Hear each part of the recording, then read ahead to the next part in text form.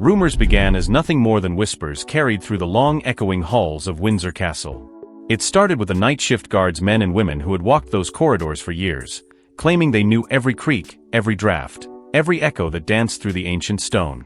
Yet lately, the castle had changed. It had begun to breathe. Soft footsteps were heard when no one was there. Doors that had been sealed for decades seemed to hum faintly at night. And in the east wing, where portraits of long-dead monarchs lined the walls, a chill wind sometimes brushed the air, though every window was locked tight. The staff joked nervously about the ghosts of Windsor, but no one laughed long. The unease was real. The palace, it seemed, was hiding something. Before we go deeper into what this really means for the royal family, make sure to subscribe so you don't miss a single update. Then came the night that shattered routine and began what would become one of the most disturbing discoveries in modern royal history. A junior maintenance worker, tired, underpaid, and working overtime, noticed something strange while repairing the ornate wooden paneling in one of the lesser-used corridors near the private royal quarters. As his hand brushed against a carved rosette, he felt the faintest vibration. It wasn't the hollow echo of wood, but something deeper, something hidden behind it. He pressed harder. The sound changed. A hollow thud. A cavity in a wall that was supposed to be solid. He called for his supervisor, and within minutes, the corridor filled with hushed voices, cautious glances, and the kind of tension that makes people speak in half sentences. Windsor Castle had seen countless repairs, renovations, and restorations over its 1,000-year reign, but this was different. The older staff exchanged wary looks, murmuring that certain parts of the castle were off-limits for a reason. Yet curiosity triumphed over fear. The panel was carefully examined, revealing an almost invisible seam, a small carved symbol near the base, worn down by centuries. When the worker pressed it again, the wood clicked faintly, and a narrow section shifted just enough to reveal a cold draft that smelled of dust, time, and something else, something ancient. Word spread fast. Within hours, whispers turned into alarms behind closed doors. The palace's private security was alerted, and soon a senior aide arrived, ordering silence. "This doesn't leave this room," he commanded, though the trembling in his voice betrayed his own fear. He examined the latch, running his fingers along the edge. It was not the work of any modern craftsman. It was deliberate, old, and precise. Someone had hidden it intentionally, likely centuries ago. Behind that panel lay a passage that no one in the current royal administration had ever documented. It stretched downward, its entrance coated in centuries of dust. The historian summoned to the scene noted something chilling: this section of the castle wasn't on any modern blueprint. Even the archived plans, dating back to Victorian times, made no mention of it. And yet, the structure had been built with the same precision, the same materials, as the castle itself. It wasn't an afterthought, it was part of the original design. Which meant someone within the royal family, or someone close to them, had known about it all along. As speculation grew, the staff's unease turned to fear. Was it a hidden storage room from wartime? A servant's escape route? Or something far darker, something tied to the whispers of scandal and secrecy that had haunted the monarchy for generations? The palace had weathered centuries of buried truths, affairs, disappearances, secret births, unspoken deals. But this felt different. It wasn't in any record, any diary, any documented restoration. The order was clear: seal the area until further notice. But curiosity is a dangerous thing inside Windsor Castle. As the lights dimmed that night, one guard lingered too long near the corridor, his torch flickering over the open gap. He leaned closer, peering into the darkness below. For a moment, the light caught something glinting deep inside, metal, perhaps, or glass. He felt a shiver crawl up his spine. There was something down there. Something waiting. The next morning, palace officials arrived early, their expressions grim. They had tried to seal history before, but this time, history was pushing back. The maintenance staff were told to forget what they had seen, yet no one could stop the story from spreading. Rumors took on a life of their own, twisting into tales of hidden chambers, secret heirs, and buried royal sins. And in the quiet of his study, King Charles was informed. His reaction was not one of disbelief, but of recognition, like a man hearing the echo of a story he'd been told long ago but never dared to repeat. Whatever lay beneath Windsor, it wasn't just stone and dust. It was truth, and truth, in the monarchy, is the most dangerous thing of all. But what the staff uncovered in the shadows below Windsor wasn't merely architectural, it was personal, and it struck at the heart of the monarchy itself. The discovery spread through Windsor like wildfire, though no one dared to speak of it beyond a whisper. Within hours, King Charles had been briefed in private. His reaction was immediate, controlled on the surface, but laced with something darker beneath. Those who were present later said his expression changed in a way they'd never seen before. It wasn't anger. It was recognition.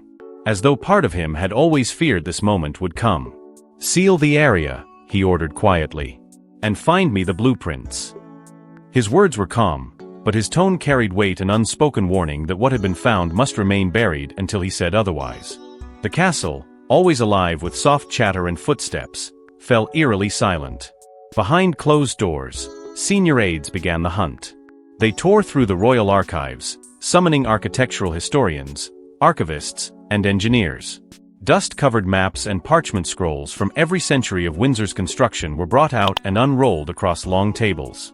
Each blueprint told the story of expansion, restoration, and royal legacy, but something was off. When they compared versions spanning over 250 years, the anomaly became unmistakable. A single section of the castle, the same area where the sealed wall had been found, had been drawn, then redrawn, and finally removed entirely from later plans. It wasn't an oversight. It was deliberate. Someone, at some point in royal history, had erased that part of Windsor from existence. Panic crept into the room. The king's private secretary, a man known for his unshakable composure, found himself clutching a trembling sheet of vellum that showed a faint outline of a structure beneath the east wing. The ink had been scraped away by hand, leaving behind ghostly indentations. One historian noted that the erasure was old at least 2 centuries and carefully done, likely ordered under direct royal command. "This wasn't hidden by accident," she murmured. "Someone wanted this forgotten." The room fell still. Charles demanded every file, every record, every private correspondence linked to the castle's construction. Teams worked in silence, terrified to speak without clearance. But fear had a way of breeding curiosity. As the hours passed, quiet speculation began to ripple through the ranks. "Who built it?" one aide whispered. "And what for?" Another muttered that the blueprints dated back to the early reign of George III, a monarch whose own reign had been plagued by whispers of instability, secrecy, and lost documents. It was said the king had personally commissioned certain rooms for the preservation of royal matters. But what kind of matters required being erased from history? Charles's frustration grew. The more he searched for answers, the less sense any of it made. Documents that should have existed were gone. Restoration records had been rewritten. Entire sections of Windsor's design history had been censored under the label classified royal material. Even senior officials within the royal household had no clearance to access them. The discovery wasn't just architectural, it was institutional. A secret that had been passed from one monarch to the next, sealed with silence and guarded by generations of loyalty. That night, as the staff cleared the room, Charles remained alone with the oldest surviving blueprint, the only one that still faintly showed the erased chamber. His fingers traced the faint ink lines that once marked its position, his jaw tight, his eyes fixed on the blank space that should not exist. Those who saw him that night would later recall his expression as something between awe and dread. He said nothing. But those who knew him well sensed the shift and unease that came from realizing that the past wasn't just buried beneath Windsor. It was alive within it. And as the king's aides exchanged anxious glances in the corridor, one thing became clear. This wasn't just a forgotten room, it was a message left by someone who wanted to be remembered only through secrecy. A message that had waited centuries for discovery, and perhaps for this very king to find it. As whispers turned to fear, Charles made a fateful decision to see it with his own eyes, unaware that what lay inside would haunt him. The night Charles decided to descend beneath Windsor, the air around the palace carried a silence unlike any before. It wasn't the usual stillness of royal halls after midnight, it was heavy, electric, as if the castle itself was holding its breath. Against centuries of protocol and caution, the king ignored his advisors' pleas and insisted on going down himself. "No one else," he ordered, his voice low but unyielding. Only 2 guards and a single historian were permitted to follow. What waited below was not meant for the public eye, nor even for the royal household. It was something older, buried in the marrow of Windsor's walls, a truth that refused to die. The passage was narrow, hidden behind the panel that had been discovered days earlier. As they entered, the light of their torches flickered against the rough stone. The deeper they went, the more the air thickened, heavy with dust and moisture. Each step echoed like a warning, the sound swallowed by walls that felt alive with secrets. It wasn't just darkness that surrounded them, it was history pressing in, suffocating, reminding Charles that he was walking into the unspoken legacy of his own bloodline. Every monarch before him had lived within these walls, but none had dared to open what had been sealed. Until now. The historian's voice trembled as she noted the construction ancient, predating even the Georgian modifications. There were carvings on the walls, worn down but still visible. Strange, looping symbols that didn't match any known architectural marking of the period. One symbol repeated itself, a crown split down the middle by a serpent. Charles stopped, staring at it for a long moment. No one spoke. He reached out, tracing the carving with his fingers, and felt the cold sting of stone that had never seen light. It was as though the castle itself had tried to warn him to turn back. The corridor ended at a heavy iron door, its hinges fused with rust, its frame sealed with layers of dust and cobwebs older than memory. The historian whispered that this was at the chamber erased from the records, the void on the blueprints. For a moment, no one moved. Even the guards, men trained for discipline, hesitated. The air was colder here, sharper, almost metallic. Charles stepped forward, his expression unreadable, but the tremor in his hand betrayed what he felt inside. The key, a relic retrieved from the archives, glimmered faintly in the torchlight as he inserted it into the ancient lock. It resisted at first, then turned with a long, low groan that seemed to echo through the castle above. The sound was like a sigh from the past, a release of something that had waited too long. The door opened with a shudder, and for a moment, none of them breathed. Inside was stillness. No movement. No sound. Only the weight of centuries staring back. Dust danced in the air like the ghosts of memory. The chamber was small but deliberate, built with purpose, not accident. It was not a dungeon or a vault. It felt like a sanctum. The walls bore more carvings, clearer now, each depicting scenes of coronations and ceremonies, then abruptly, images of fire, betrayal, and broken seals. History written in stone, unseen by any living soul. Charles's eyes darted across the walls, his breath quickening. He whispered something under his breath, something the guards couldn't hear. The historian stepped closer to an engraving, brushing away a layer of dust, revealing words in Latin that translated to, "The crown's truth shall not outlive the lie." Her voice faltered as she read it aloud. The king's face turned pale.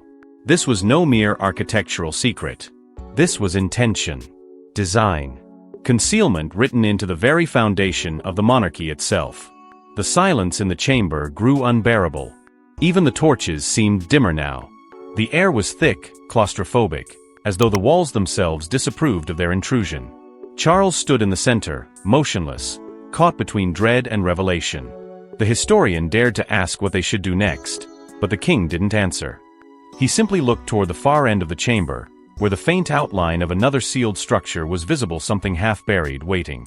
In that moment, Charles understood that this was not the end of the mystery, but the beginning. The door had opened not into the past, but into a truth that threatened to unravel the crown's very identity. His ancestors had hidden something powerful enough to alter history, and he had just set it free. What Charles saw wasn't relic or ruin, it was evidence of betrayal that tore through royal bloodlines. At first, no one noticed the painting. It hung quietly in the farthest corner of the hidden chamber, its surface veiled in dust, the canvas warped with age. The historian brushed past it, assuming it was another relic left behind by forgotten caretakers. But when Charles's gaze fell upon the outline of a face beneath the grime, something inside him shifted. He stepped closer, his heartbeat quickening as though the air itself had turned against him. "Clean it," he said softly. The historian hesitated but obeyed, her gloved hand trembling as she wiped away the centuries of dust. What emerged from the murk was not a stranger, it was a ghost. The resemblance was unmistakable. The woman's face bore the same sharp cheekbones, the same eyes that mirrored the House of Windsor's unmistakable lineage. Her expression was serene, but her eyes carried a depth of sorrow that made the room colder. For a long moment, no one spoke. Charles stood still, his expression drained of color. The historian glanced nervously at the guards, but they too were frozen, their torches flickering against the painted face that seemed almost alive. "Who is she?" the historian whispered, though part of her already knew the answer would not come easily. Beneath the portrait, half buried under cracked varnish, lay an inscription, one that time had tried to erase. The historian leaned closer, reading aloud the faint words carved into the frame. Lady Charlotte of Clarence, blood of the crown, denied by decree. The room seemed to tighten. Charles's breath caught.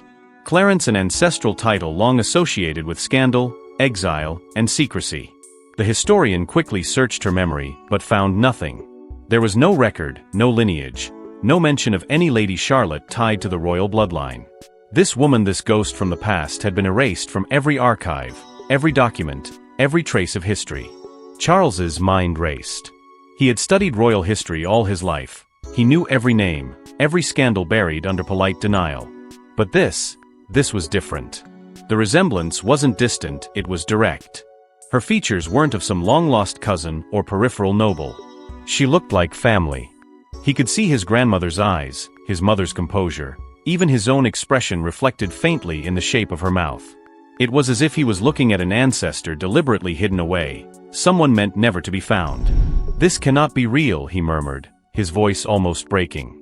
But the historian, pale and trembling, replied, "Your Majesty, this portrait is signed." She pointed toward the bottom corner of the frame, where a faint signature glimmered beneath the grime, a royal artist from George III's court. There was no mistake. The painting was authentic. A heavy silence filled the chamber.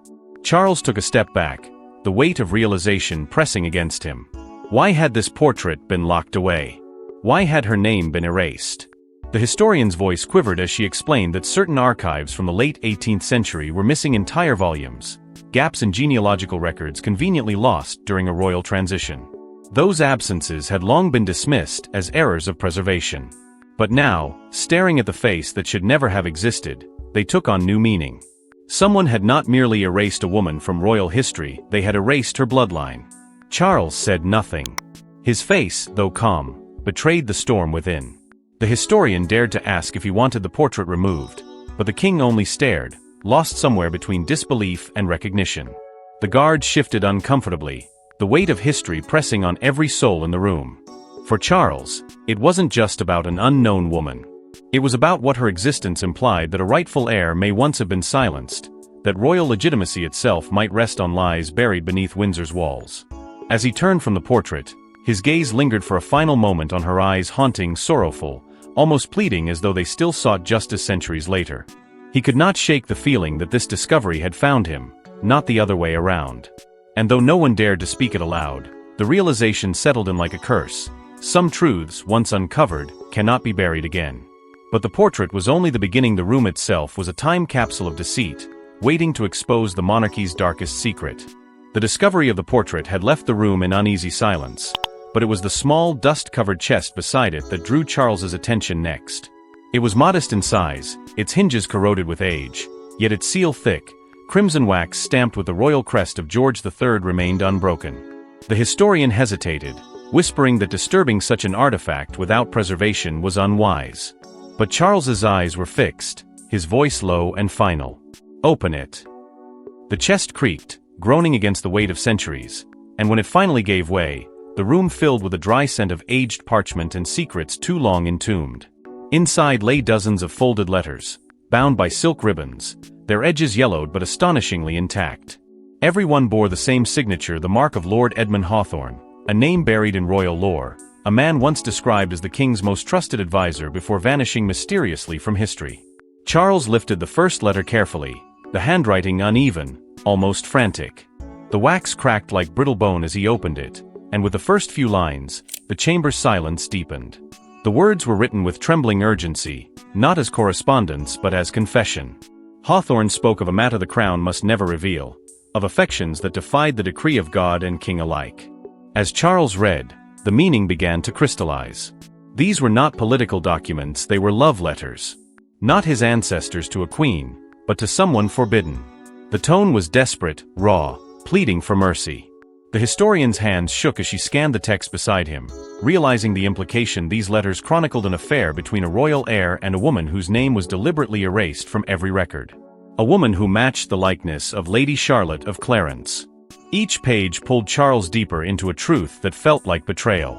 The advisor's words revealed the depth of the scandal, a secret relationship that threatened the crown's legitimacy, concealed through lies, manipulation, and exile. Hawthorne wrote of forced silence, of threats issued in the name of protecting the sanctity of lineage. But beneath the formality, his grief was unmistakable. She was not the ruin of the crown, one letter read, she was its rightful heart. And for that, she was buried twice, first by decree, then by history. Charles's hands trembled as he turned each page, his breath uneven. For the first time, the carefully maintained narrative of royal honor cracked open, revealing something human, fragile, and damning. The historian could barely speak. "If this is real, if this is ever made public," she began, but the sentence died in the air. The implication was catastrophic. These letters were more than confessions, they were evidence of a cover-up that could fracture the monarchy's lineage. Charles closed his eyes, his jaw tightening as he tried to reconcile centuries of royal pride with the truth now staring back at him. Each word he read wasn't just history, it was a mirror reflecting the weight of his crown, built upon foundations of suppression and sacrifice. The final letter, shorter than the rest, bore no signature, only a line written in haste, as though by a trembling hand moments before the author vanished. "It is done. She rests where no eye shall find her, beneath the stones that guard the living." The historian's breath caught. "Beneath the stones," she whispered, realizing what the words implied. Something had been buried inside Windsor, not in the archives, not in the chambers, but in the earth itself. A burial without record, a secret grave beneath the very castle walls. Charles said nothing. He placed the final letter back in the chest, his expression unreadable, but his silence carried the weight of centuries. The guards exchanged nervous glances, sensing that what had been uncovered went beyond scandal. It was a revelation that could change everything the monarchy claimed to stand for. The king's hand lingered on the chest, his voice barely a whisper as he said, "No one must know." But even as he spoke, he knew the truth was already alive again, breathing through the cracks of Windsor's foundations, waiting to surface. And as dawn broke over Windsor, Charles realized one truth: what was hidden once, was hidden for a reason. Among the final letters, tucked beneath a broken ribbon and sealed with a faint imprint of a faded crest, was a single line that froze Charles in place. The keeper swore silence. It was brief, almost cryptic, yet it carried an unmistakable weight, as though it was not meant to be read by mortal eyes. The historian's voice faltered as she translated the line, sensing its gravity. This was no passing mention, it was a title, a role, a vow. The keeper, whoever they had been, was not just a witness to royal secrets, they were its guardian. And as the word sank in, the air in the room seemed to tighten, for it became clear that this vow had not died with the past. It had been inherited. Intrigued and unsettled, Charles ordered the royal archivists to search for any reference to the keeper. Days turned into restless nights as they combed through centuries of correspondence, royal decrees, and coded journals. What emerged was a chilling pattern, an unbroken thread that stretched back to the reign of George III. Every few generations, amidst the records of royal appointments and household staff, there appeared an unnamed roll marked only by a symbol, a serpent coiled around a crown, the same as the carving Charles had seen etched into the walls of the hidden chamber. The bearer of that symbol was always listed in silence, their duties never described, their family line obscured by aliases and omissions. Yet the record never vanished entirely. It resurfaced again and again, as though someone somewhere was ensuring that the roll endured. The deeper they dug, the clearer it became that the keeper was more than a title, it was a bloodline. Passed down from parent to child, bound by oath to protect what the crown had chosen to hide. They were neither noble nor royal, yet their loyalty was considered sacred. The keeper's charge was not to serve the monarch, but to serve the secret.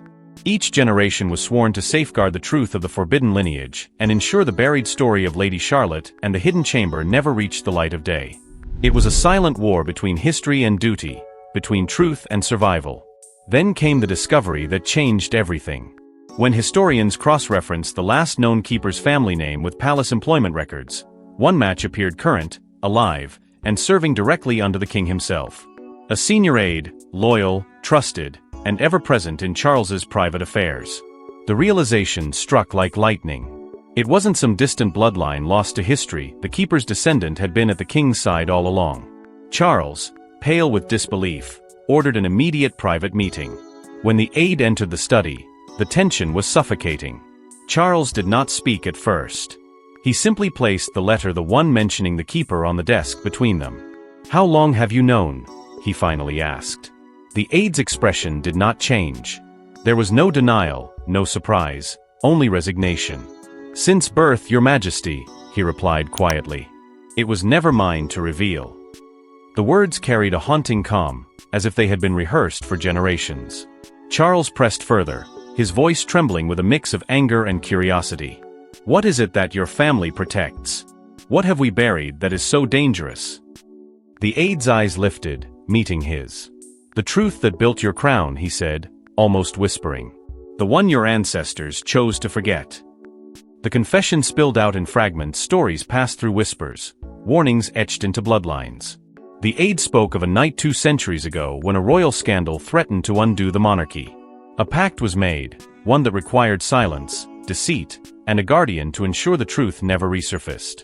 "My ancestor took the oath in blood," he said, "to protect the crown from the weight of its own sins." Charles's anger wavered, replaced by an ache that ran deeper than pride. "And now?" he asked. "Now the secret is awake again," the aide replied.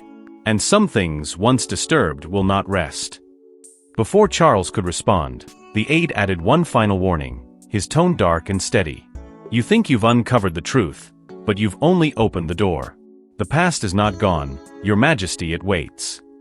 And with that, the silence between them grew heavy, like a prophecy settling into the walls of Windsor once more. But for Charles, curiosity had already become obsession, and obsession always demands a price. It happened by accident, or so it seemed. One of the guards, nervously pacing the chamber, shifted his weight and felt the faint vibration of a hollow beneath the stone floor. The sound was sharp and out of place, echoing through the silence like a whisper from the grave. Charles turned immediately, his instincts sharpening. The historian crouched, brushing dust from the slab until the outline of a concealed compartment revealed itself. For a moment, no one dared to move. Then, with trembling hands, the king gave the order, "Lift it." The stone shifted with a grinding moan, releasing a stale breath of air untouched for centuries. Beneath it, buried in the darkness, lay a small ornate box. Its edges were gilded but dulled by time, the royal crest still faintly visible in the wax seal that bound it shut. And in that moment, every heartbeat in the room seemed to stop. The box was unmistakably royal, its craftsmanship belonged to a lineage that spanned empires. The historian murmured that the wax bore the insignia of George III, but even through the centuries of decay, there was something unsettling about the stain that marked the crest. It wasn't simply age, it looked darker, deeper, as if history itself had tried to bleed through. Charles stared for a long time before reaching out. His fingers hovered above the lid, then pressed firmly against the seal until it cracked. The sound was deafening in the still chamber. Inside, wrapped in brittle cloth and sealed parchment, was a single object, a fragment of royal power that should never have resurfaced. The historian inhaled sharply. It was a forged royal decree, its signature unmistakably that of George III, yet the language was altered, the ink mismatched. Someone had rewritten royal law to conceal a truth. The decree referenced a removal from the line of succession, citing moral disgrace unfit for the crown. Charles's eyes scanned the parchment, his pulse quickening as he recognized the date. It aligned perfectly with the years Lady Charlotte had vanished from history. The forgery was not a cover-up of scandal, it was the weapon used to erase her existence. A deliberate act of betrayal, executed under royal authority and preserved in silence for over 200 years. The historian's voice trembled as she whispered, "Your Majesty, this could," but she didn't finish. She didn't need to. They all understood what this meant. The relic was not a piece of forgotten history, it was proof of royal corruption, proof that the monarchy itself had rewritten its own bloodline to preserve its image. Charles stood motionless, the weight of the revelation pressing on him like stone. His lineage, his title, his legacy, everything he represented was built atop a lie. He closed his eyes, gripping the forged decree as if it might vanish if he just refused to look long enough. But it didn't. The truth was real, tangible, and merciless. One of the guards, visibly shaken, broke the silence. "We can't let this leave the chamber," he said, his tone more plea than command. The historian hesitated, torn between duty and fear. She knew the magnitude of what had been uncovered. If this document ever reached public hands, it would ignite a storm unlike any the monarchy had ever faced. Charles's reign would be tainted not by his own actions, but by the sins of his ancestors. For the first time, the king looked less like a ruler and more like a man caught between the ghosts of power and the burden of truth. He turned the decree over in his hands, the ink smearing faintly beneath his touch, as though history itself resisted being handled. The room seemed to close in around him. The walls that had protected the monarchy for centuries now felt like prison bars. "Bury it again," Charles said at last, but his voice lacked conviction. He wanted to destroy it, to end the curse it carried, but something inside him couldn't. Perhaps it was fear. Or guilt. Or the gnawing suspicion that someone else already knew. That this discovery wasn't the beginning, but the echo of something still unfolding. And yet, even as the truth burned before him, the king couldn't destroy it because he feared who might already know. Within hours of the discovery, Windsor changed. The castle that had always pulsed with quiet efficiency became suffocatingly still. The gates were locked, the corridors emptied, and the air thickened with something unspoken fear. Orders came directly from the king's chamber. No one speaks, no one moves, no one asks. Staff were dismissed without warning, guards were replaced with hand-picked loyalists, and every trace of the chamber's existence was buried under layers of official silence. The historian and aides who had stood beside Charles during the discovery were escorted out one by one, handed documents stamped confidential, and made to sign non-disclosure agreements so severe they bordered on threats. Within the royal walls, silence wasn't just expected, it was enforced. Yet beyond those walls, the faint tremor of rumor had already begun to spread. Charles's command was absolute, but his control was crumbling. Behind closed doors, he ordered the chamber sealed once again, this time not with stone and secrecy but with bureaucracy and fear. The relic, the forged decree, the portrait, all of it was quietly transferred to a secure archive, labeled under a false name, locked away where no record should exist. Those who had handled the evidence were summoned for questioning, not by police, but by royal investigators, men who worked in shadows, answering only to the crown. Every conversation was monitored, every message screened. Even senior courtiers whispered behind closed doors, asking what the king had seen that had left him so shaken. The answer was always the same, something he was never meant to find. But the tighter Charles pulled the strings of silence, the more they began to snap. One of his private aides, unable to bear the weight of what had been uncovered, resigned suddenly, his letter of departure vague, but his eyes haunted. Another member of staff confided to a friend outside the palace, breaking the first crack in the wall of secrecy. Within days, journalists began asking questions, calling it the Windsor incident. The palace denied everything, dismissing it as fabrication. But their denial only fueled curiosity. A whisper became a headline. A headline became an obsession. Inside Windsor, Charles unraveled. Sleep eluded him, meals went untouched. Those closest to him spoke of a man haunted not by ghosts, but by guilt. He would pace the halls late at night, stopping outside the very corridor where the hidden panel had been found, his hand resting on the wall as if listening for something that wasn't there. When one of his private secretaries tried to reassure him that the matter was contained, Charles reportedly replied, "You can contain a rumor, not the truth." His words, spoken in exhaustion, became a prophecy. Desperation grew. The king ordered all remaining witnesses transferred to distant roles, historians reassigned abroad, guards replaced, even longtime servants quietly dismissed. The chamber was resealed and covered with newly commissioned woodwork, blending it perfectly into the wall. To the untrained eye, it was as though it had never existed. But inside the palace, the tension was unmistakable. Conversations stopped when footsteps approached. Eyes darted, voices lowered. Everyone feared they were being watched, and most of them were. Still, even the most carefully crafted silences leak. A photograph, one that should never have existed, was rumored to have surfaced. Blurred and dark, it showed Charles standing in front of the forbidden portrait, his expression unreadable. No one knew who had taken it. No one admitted to seeing it. But whispers claimed a journalist had received the image anonymously, alongside an email that simply read, "The truth sleeps beneath Windsor." And though the palace denied every rumor, the fear within its walls told a different story. Charles's isolation grew absolute. Those who had once spoken freely around him now measured every word. The monarch who had sought to preserve dignity through secrecy now found himself trapped by it, his reign overshadowed by the silence he had built. The truth had been buried once before. This time, it had been buried deeper, colder, under the weight of paranoia. But silence, like the walls of Windsor, could crack. And in that quiet crack of doubt, history began to stir again. But secrets never stay buried forever, and one leaked image would ignite a storm no crown could contain. Weeks passed. The storm that Charles thought he had contained had begun to fade until it erupted again in a single devastating instant. One morning, as dawn broke over London, social media lit up with a photograph that no one could explain. Dimly lit, blurred around the edges, but unmistakably real, it showed King Charles standing before the forbidden portrait of Lady Charlotte of Clarence, the woman erased from royal history. His expression in the image was solemn, haunted. Behind him, the faint outline of the hidden chamber's carvings was just visible. Within hours, the image had spread across continents.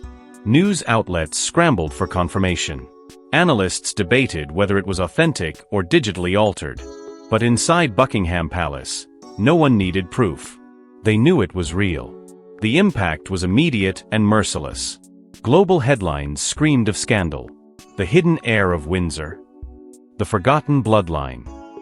The king's secret. Commentators dissected every detail: the expression in Charles's eyes, the ancient symbols carved into the wall behind him, even the resemblance between the portrait and royal family members of today. The monarchy's press office issued a carefully worded statement dismissing the photo as misinterpreted archival material. But the phrasing was weak, defensive. It only fueled the fire.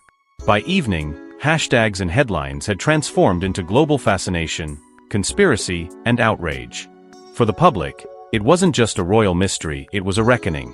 Inside the palace, the family fractured under the weight of it. Some urged Charles to deny everything, to let silence swallow the truth once more. Others warned that denial would only deepen suspicion. Advisors fought behind closed doors, terrified of what else might surface. The historian who had uncovered the room was quietly moved overseas, her departure cloaked in academic reassignment. Yet whispers persisted. It was said that she had received an anonymous call days before leaving, a voice warning her not to speak, not even to the press. But silence, once broken, cannot be repaired. Charles, meanwhile, withdrew completely from public life. For weeks, he refused to appear, citing exhaustion. But behind palace walls, he was unraveling. He spent long hours alone in his study, reading over the letters from the chamber, tracing the words of his ancestors as though searching for meaning or forgiveness. Those closest to him said the photograph had shaken him not because of its exposure, but because of what it revealed to the world, that the monarchy's greatest strength, its control of history, was also its greatest weakness. For centuries, truth had been buried to preserve power. Now that truth had clawed its way back, and the world was watching. The Prime Minister requested a private meeting, warning that if the image's authenticity was proven, constitutional questions could arise. Charles listened in silence, his face pale, his voice distant. "The crown has survived wars, revolutions, and scandals," he said softly. "But this is different. This is the past refusing to die." It was a rare moment of vulnerability from a man raised to embody composure. He knew he could destroy the evidence, deny the photo, erase every trace once again. But he also knew the cost of doing so, the same cost paid by those before him. To protect the institution, they had destroyed the truth. Now that same truth was demanding to be heard. And so the king faced an impossible choice: to confess and risk the monarchy's collapse, or conceal and live forever in its shadow. The palace, in its silence, chose the latter. Publicly, the incident was dismissed. The photo was labeled a fabrication. But within royal circles, the truth was undeniable. Something had shifted. The air around Windsor had changed. Even the staff, long conditioned to secrecy, felt it. There were whispers of a second chamber, another hidden compartment never explored. Rumors that what had been found was only part of a larger secret, a deeper deceit buried beneath generations of silence. As the world's attention slowly moved on, Charles remained haunted by one unshakable thought: history could no longer be controlled. It could only be delayed. The portrait, the letters, the relic, they had been uncovered not by accident, but by inevitability. The truth had simply waited long enough to be found. And though the palace had buried it once more, it now lived in the minds of millions, spreading far beyond the walls of Windsor. Because inside Windsor Castle, behind its timeless beauty, there are walls that still whisper, and one secret room that may never rest again.